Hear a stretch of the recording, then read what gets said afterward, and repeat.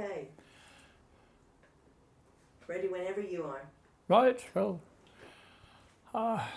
you want me to start off with who I was? Yes. My name is Ted Pick, or Edwin Pick, but I always hated Edwin.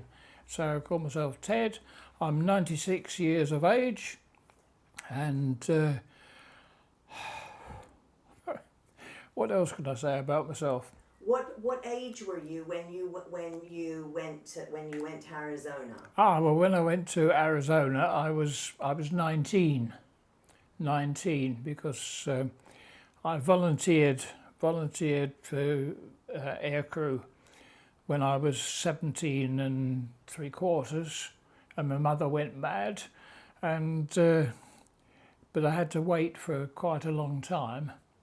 But fortunately, I rushed through the initial training because I was in the ATC, and I took Proficiency Part 2 examination, and that cut down my ITW to 1 month instead of 3 months. And if I hadn't passed that exam, I would have missed 25 course.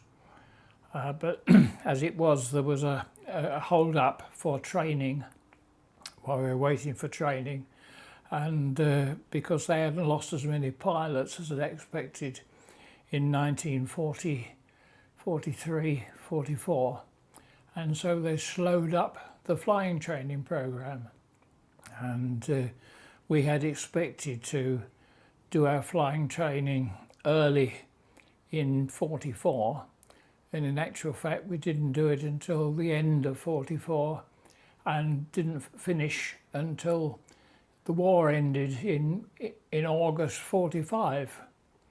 So we were disrupted by events, but did you get your wings? Oh yes, yeah, I got the wings in August 45, and June's husband, Derek Stringer, he got his wings at the same time, and we then went off to New York on the way home, and we'd spent up with presents for taking home, and when we went into New York, I personally had $11 to go into New York for a long weekend, and I couldn't spend any money.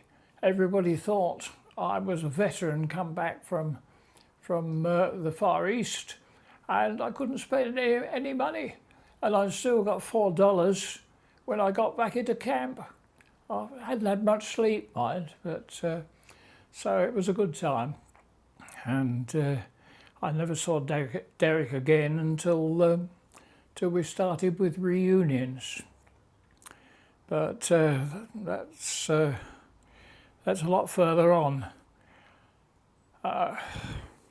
We were sent out. We knew we were going to America to train. We didn't know where, and I knew there were 4 or 5 American flying training schools, and I fancied going to Arizona of all of them, and Arizona is where I went, and it was very fortunate that we had a parcel of cadets who'd been together for about 9 months or so, who knew each other very well, and we kept together in a clump, and most of us were selected to go to the same field, and then it was announced that we should go to Arizona, and then we had to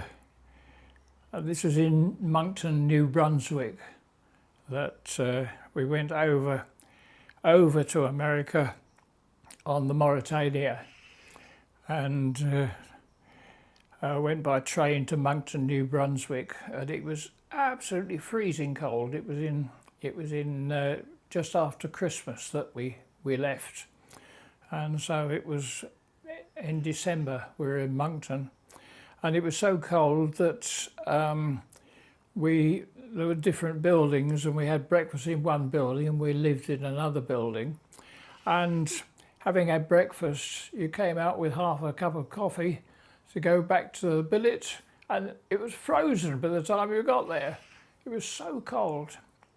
But then we travelled by train right across America, which took about 2 days sleeping on the train, which was a very interesting experience.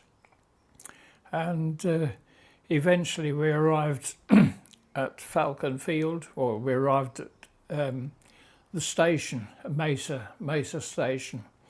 And I shall never forget, there was a very nonchalant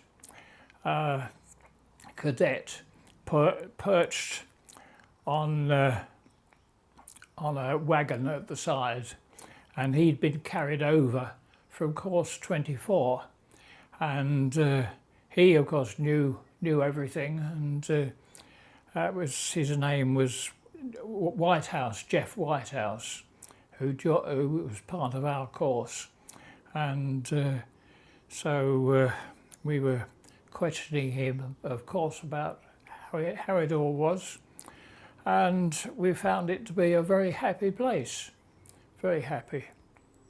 And we had every week we had exams to take, and if you didn't pass the exams, you didn't get out. But I got out to Phoenix mostly every weekend, and the inhabitants of Phoenix and Mesa were wonderful to us, and lent us their daughters and sent us on rides, on horse and cart rides out into the countryside. And they had this house in Phoenix that we could go and stay, and they looked after us tremendously well.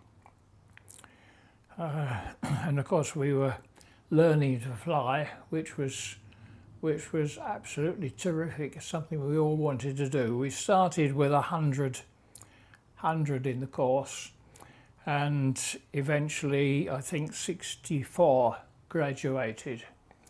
But my my best friend in the Air Force, a fellow called Bob Wiseman, he was not very confident, and I used to give him a good chat every week that he was doing all right, and he was the last one to be washed out, and he was washed out when we were on advance, just got onto advance and started formation flying, and he just couldn't react fast enough. You had to tuck your wing right into behind the next plane, and of course you had to adjust your speed and your position automatically. There's no time to think.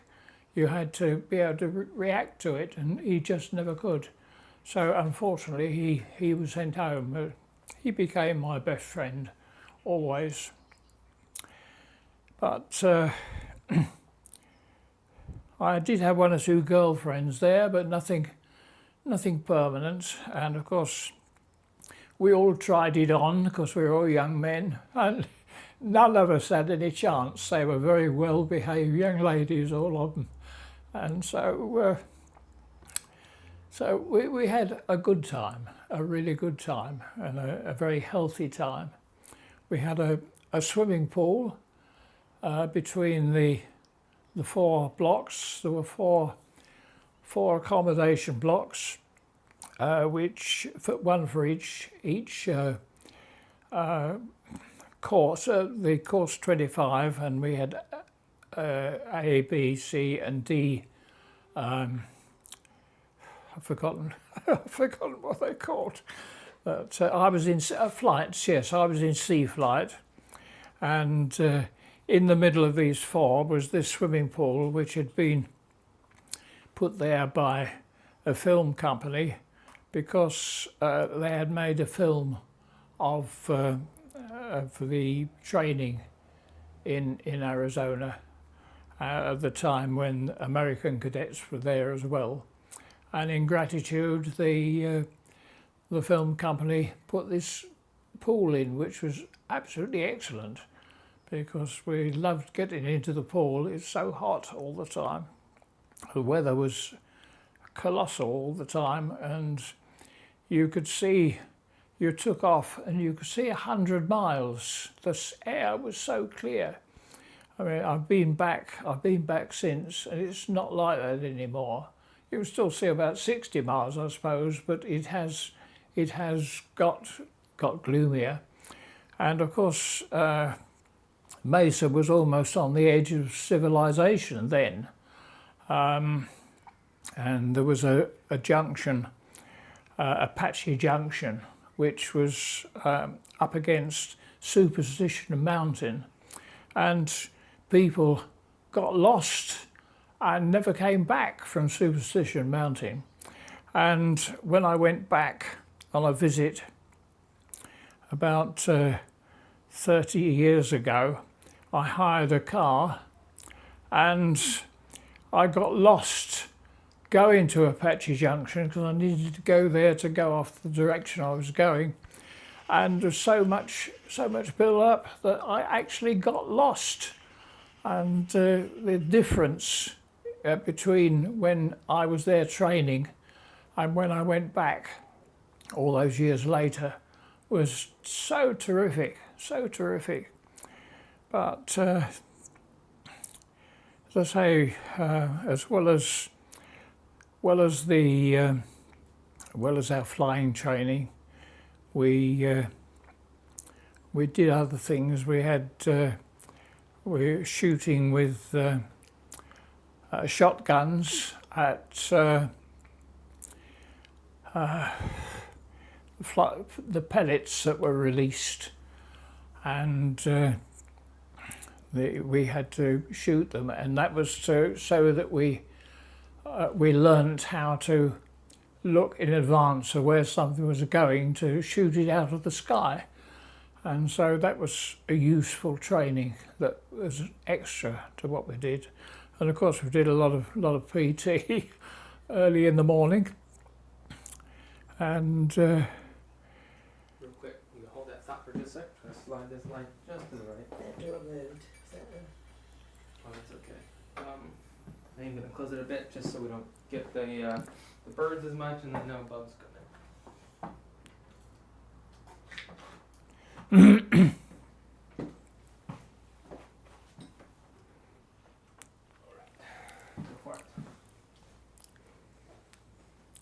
Good. yes, we had one long cross country to do where we flew into Texas and back, and two of us went on that, and the fella I flew with was Jeff Whitehouse, and we flew off and stayed in Carlsbad in Texas, and we were there for VE Day. We were there, and we thought it was a miserable. We all went into town, and I was asked what did I think of it, because people were driving around and tooting their horns. They weren't doing much else. And I said, you know, if we were back home, there'd be street parties going on, and things would be tremendous. But at least they did celebrate VE Day there. And as I say, we flew back to Falcon, and the high spot of our training was the low flying cross country, which was about the last thing that we did. And of course, we were supposed to be at 250 feet, but in actual fact, we were going along dodging the cactus, the tall cactus that grow in Arizona. And that was absolutely marvellous, absolutely marvellous. And then we were presented with our wings and soon came home. And we were very sorry for 26, of course, who we were pretty certain would never finish. In actual fact, I think they stayed for about 6 weeks or something like that before they too came home. But it was a wonderful experience for a young man. I mean, I had virtually never been out of the country, never been anywhere, because I came from I didn't come from a poor family, but I came from a family where my father was a gambler and had lost all his money, and we struggled badly.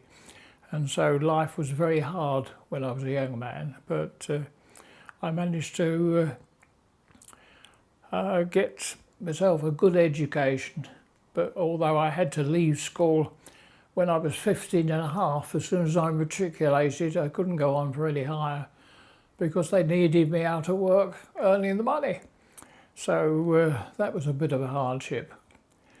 But I've survived and had a good life, so I've got nothing to complain about. And of course, I met June with her husband on mini reunions, and her husband, he ran a number of mini reunions just for 25 course, as well as the main reunions they were with a lot of people, but 25 course we generally had about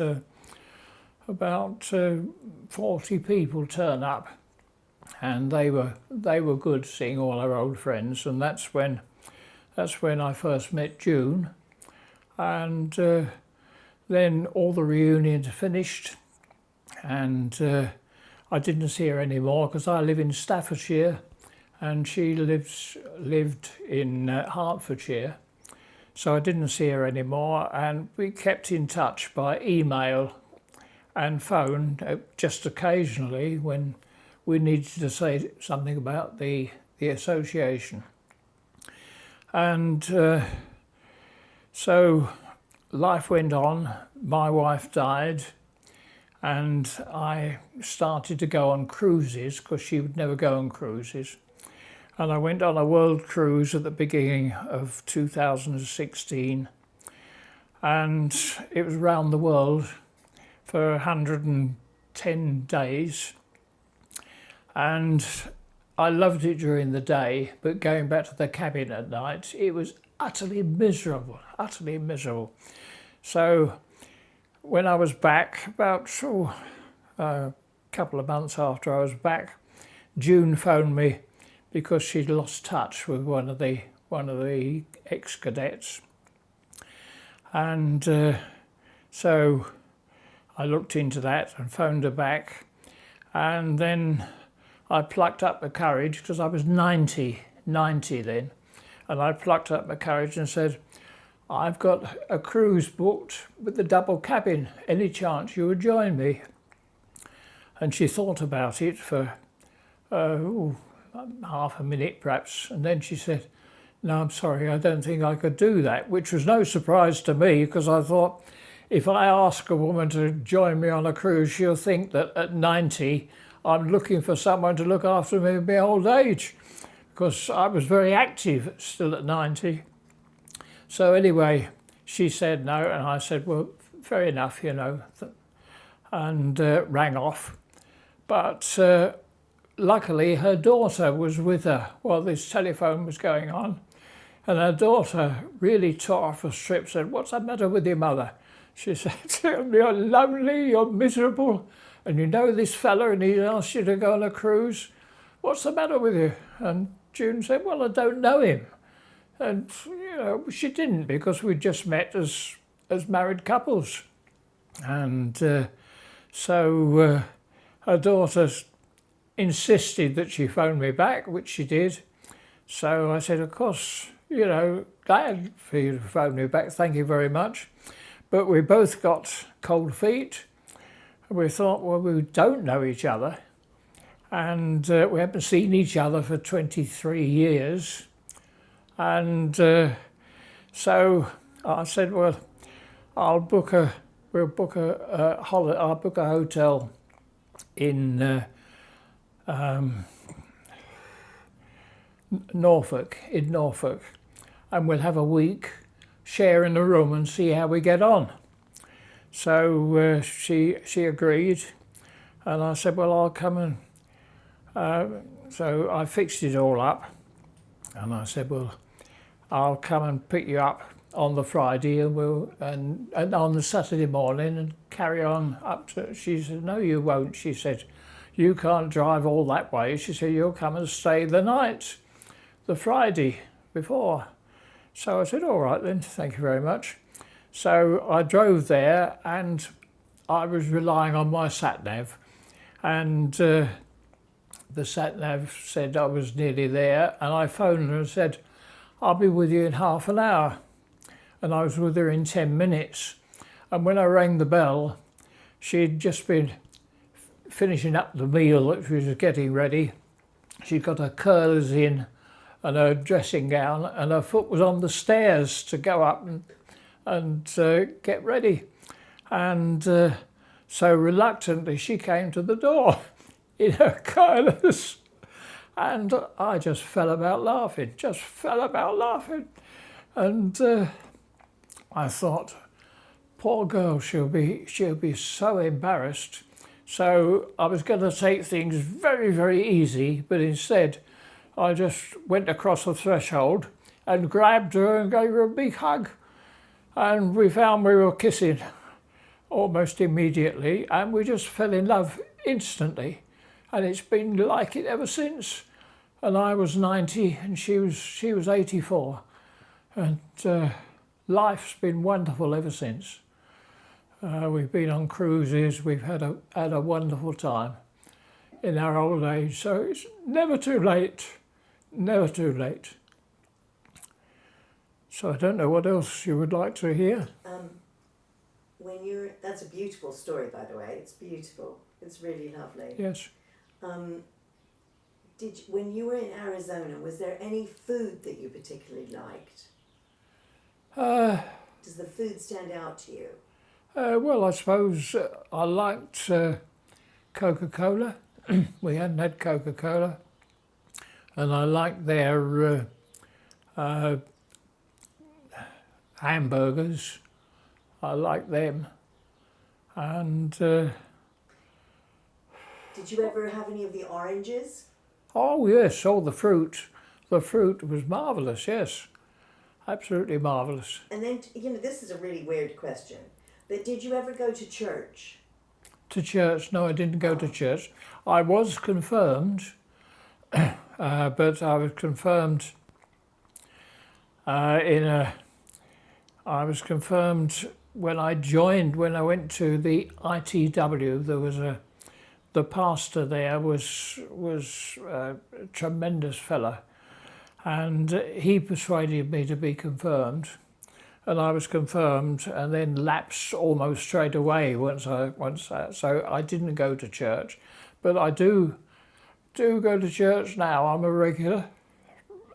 regular, and so I suppose all my late life I've been very regular and supported the church and support charities well, because it's the right thing to do, and I came to it fairly late in life, I suppose. But, the reason I was asking was because somebody had been to a church, and I'm trying to work out what church it was. That's why I was wondering I don't if know. you had ever been. I think we did go to church for a service, but I didn't go to church independently. No. And then, did you ever fly again after the war? Well, I did fly again when we had reunions. 1 or 2 reunions were the mini reunions were organised where we could have flights, and we went on flights then, and I was amazed to find that I could still fly just as well as I ever could. And indeed, when I was 75 here, I went with a party to the gliding school and went up with the pilot taking me, and he handed over to me as soon as we got at the top, and he was absolutely amazed. He said, "You'll have trouble when you turn because you'll yaw, but don't worry about it." But in actual fact, I flew round gliding, and he'd put a bit of telltale cotton or wool on the windscreen, and he said it never moved. He couldn't believe how well I was flying, and that was when I was 75 and I'd only just done an occasional one. And I thought to myself, oh well, perhaps I'll take up this gliding, because I'd always fancied it, but I didn't want to leave my family, you see, and because I had 2 children and they were more important than me going gliding. So, but as I say, I was 75 and I thought I might take this up. And then I thought, silly old fool, you can hardly get in and out to the glider, so you can't possibly do it. And so I never did. But I would have loved to have carried on gliding, or done gliding, because I always loved flying. But while I had my family and bringing up the children, there was never any spare money to. We were buying the house and supporting the children, and there was never any spare money for. We didn't even have any spare money to have hotel holidays. We used to go camping holidays. We went abroad with the kids, and eventually got a caravan and went abroad. But we never stayed in hotels. We couldn't afford to. And but we had a good life. And then you had said you returned to Arizona. How many times did you go back to Arizona? I only went back the once, and that was after my wife had died. That again was 2015, I think it was. A friend in Texas said my wife had died, and he said, "Come and stay with us." So I arranged to go and stay with them for a couple of weeks, and I've got relatives in Vancouver that I've never seen, so I arranged to go and stay with them for a couple of weeks. And then the charity came up and offered to send me to Arizona. So I accepted their offer and had 2 days in Arizona in between the 2 places. The only unfortunate thing was that we got there on American Independence Day, and so everything was closed. But we did manage to have a look round. I say we because my son-in-law came with me. The charity insisted that I had a helper because I was coming up to 90, and so he had a week out of it as well. and we hired a car and drove round as well, and stayed a couple of nights near the airfield, but we never got to see the airfield open. But that was that, and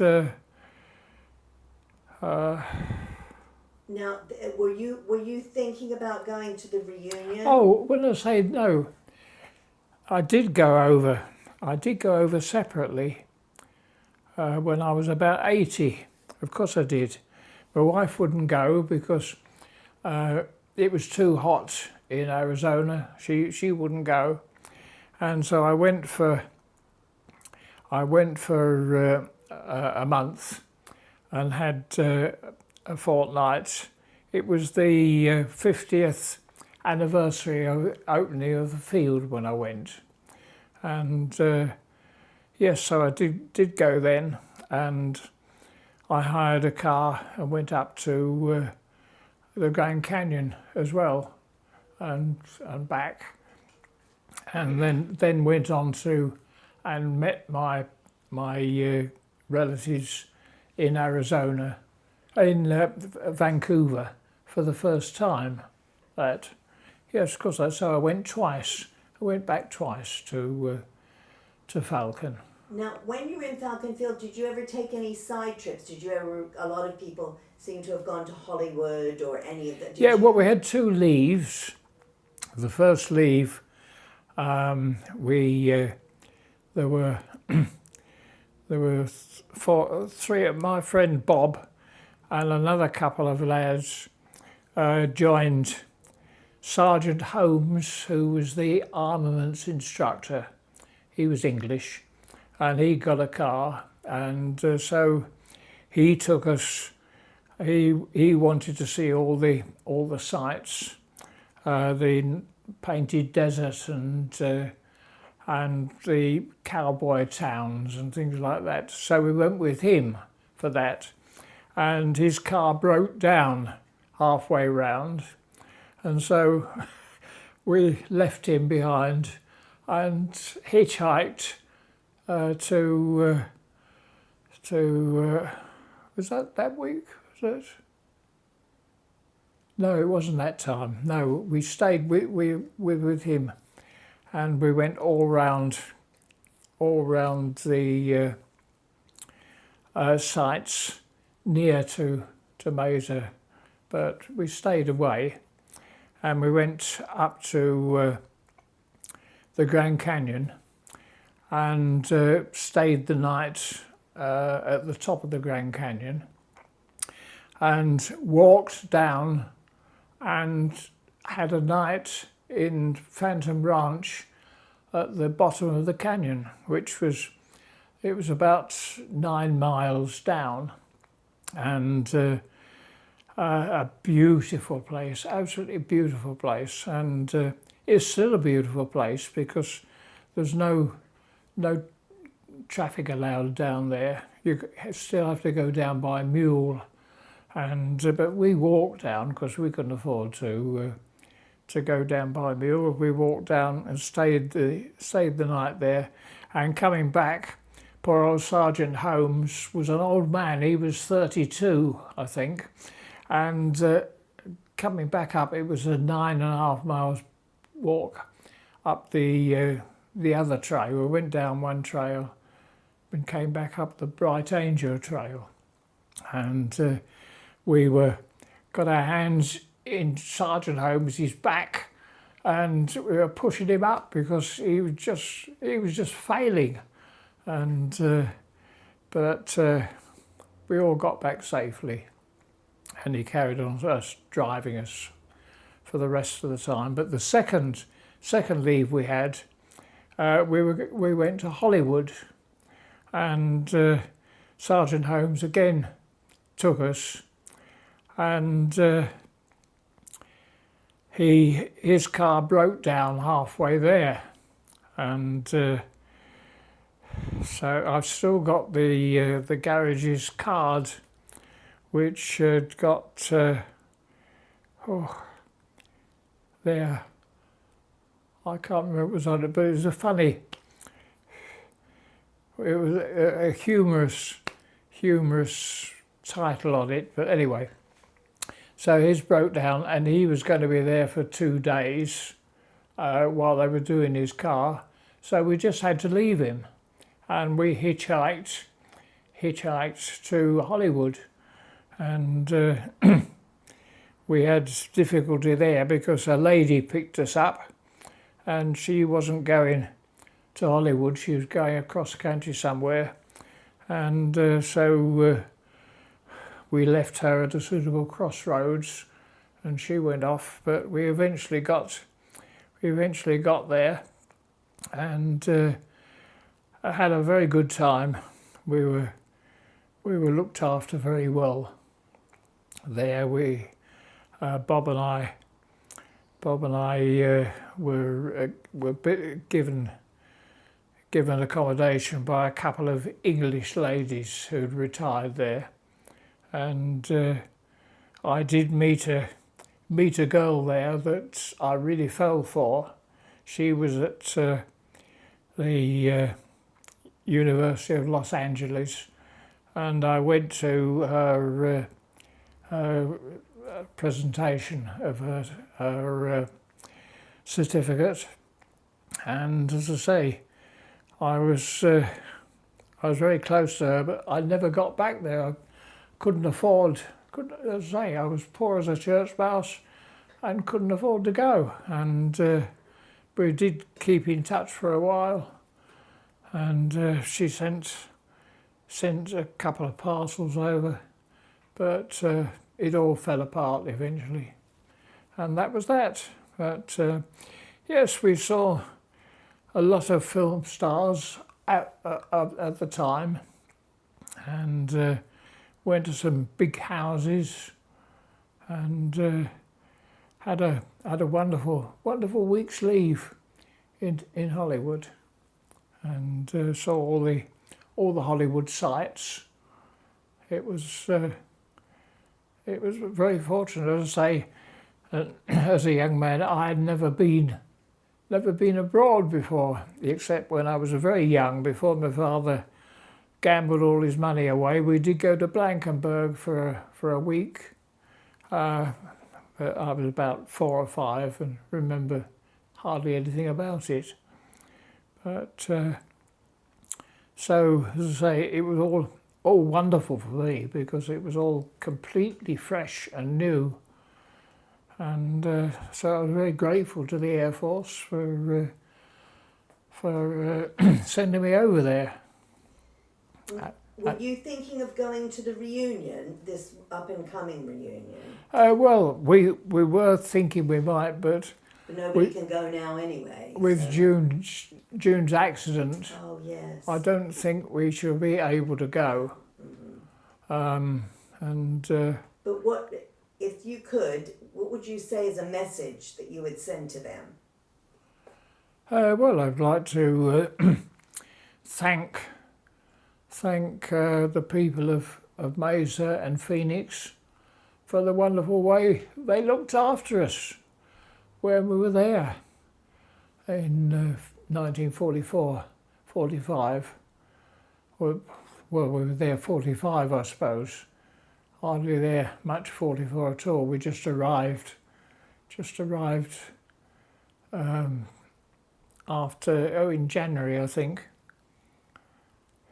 We weren't there for Christmas. So yes, that would be the message I would say.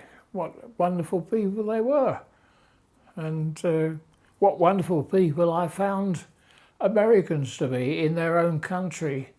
They are wonderful people, very outgoing and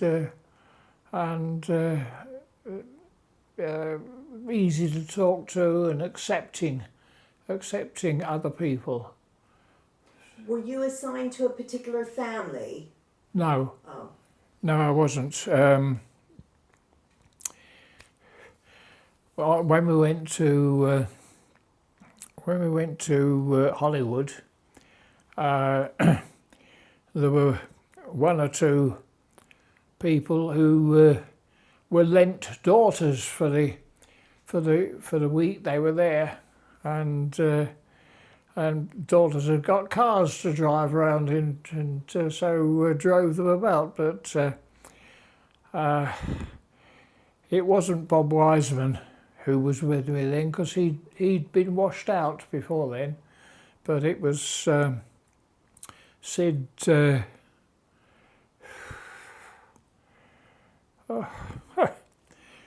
Very good friend of mine. I've forgotten his surname now. That's okay. Sid, yes. But Well, are there any questions I'm not thinking of, Vince? What have I not included? I think we got a lot of it covered. We went through quite a bit. I'm sure there's things I should have told you, which Is there anything else you can think of? Oh, I know. Do you have any specific memories about the planes you flew? well, they were Stearman biplanes, which were wonderfully easy to fly. And in fact, they were so easy to fly that, and I was so good at it that a couple of times when I was supposed to be doing dual at night, my instructor stayed by the flare pots playing cards while I did the dual trips.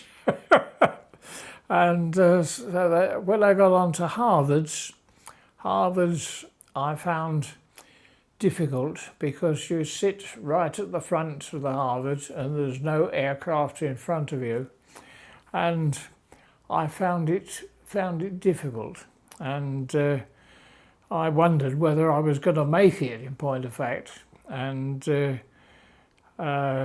because my instructor, I mean, I got on ever so well with him. I stayed friends with him all our lives, but he was he was a very shouty individual, and he shouted at me, and I didn't react well to that, and I wondered whether I was going to make it.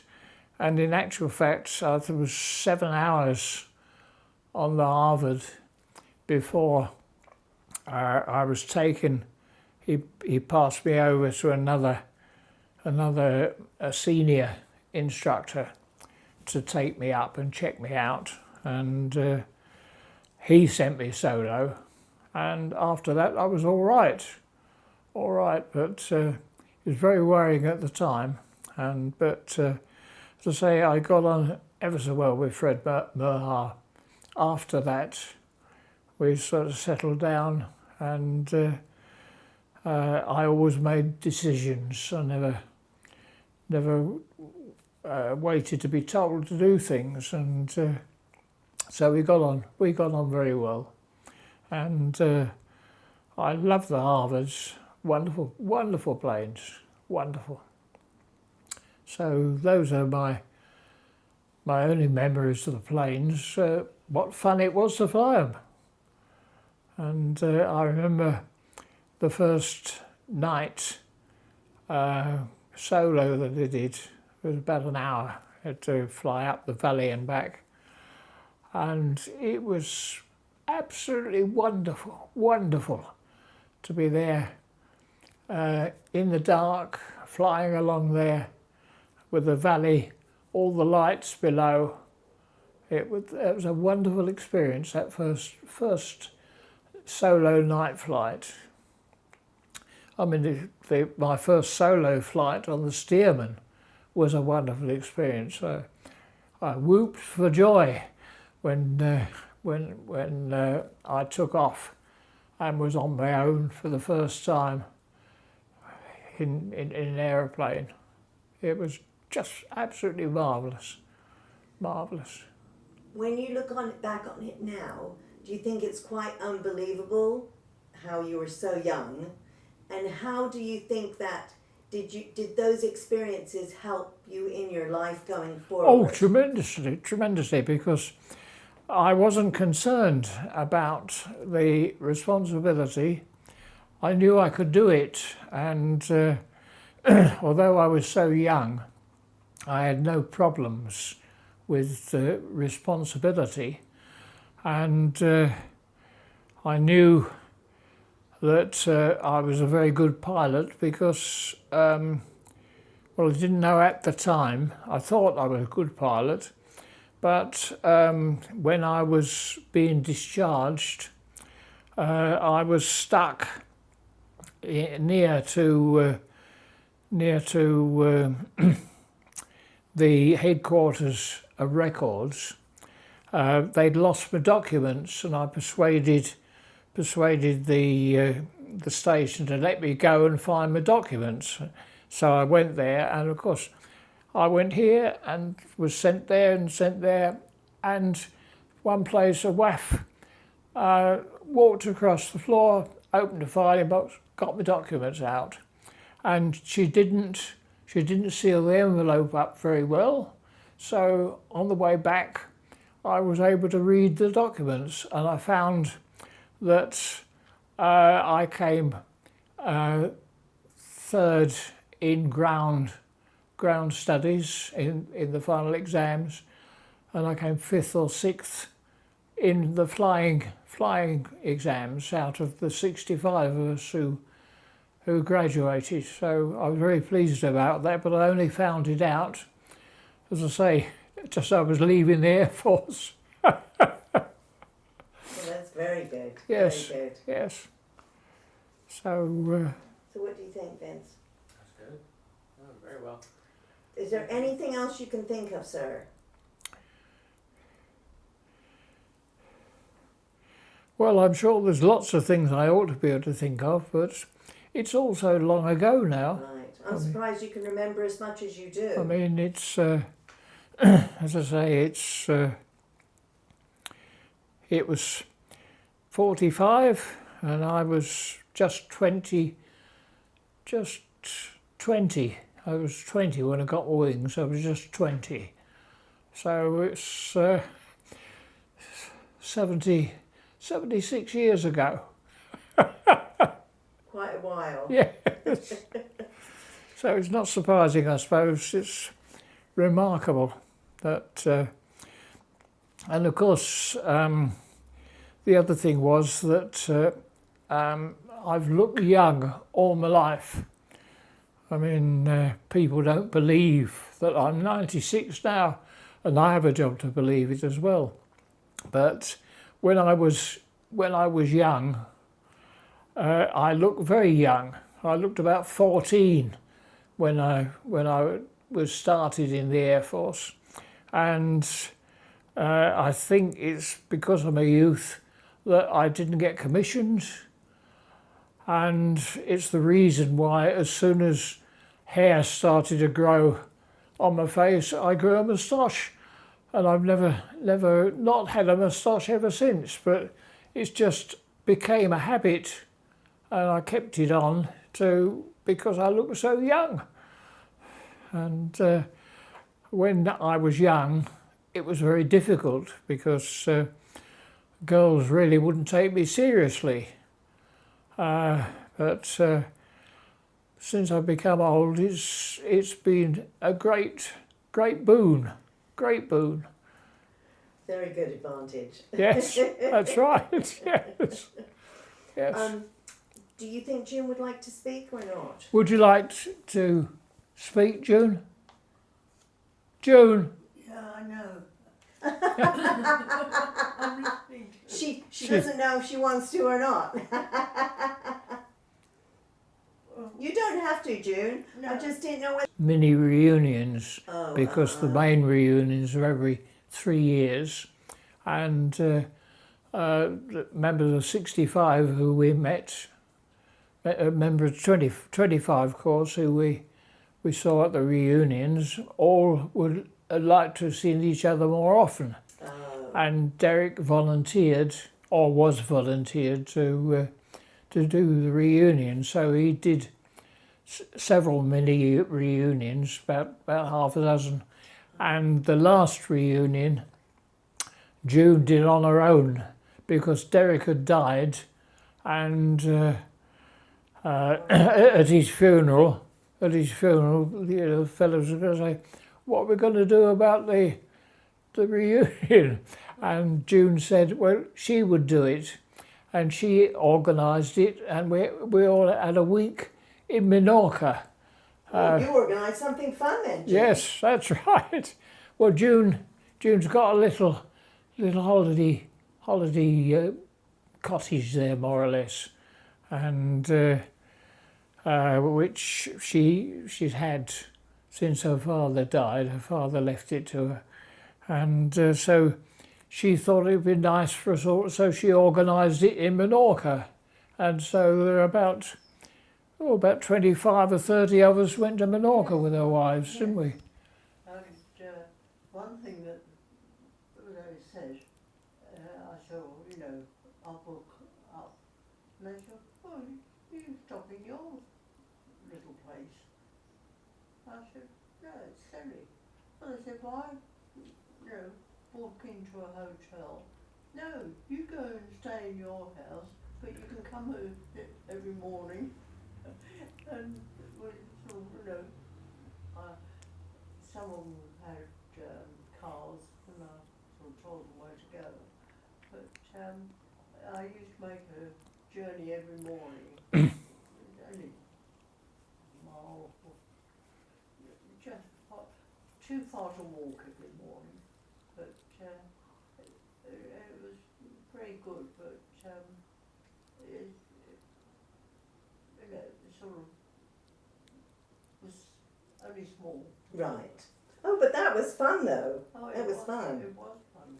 Okay, well, excellent. Well, what we'll do then now is we'll get pictures of some of the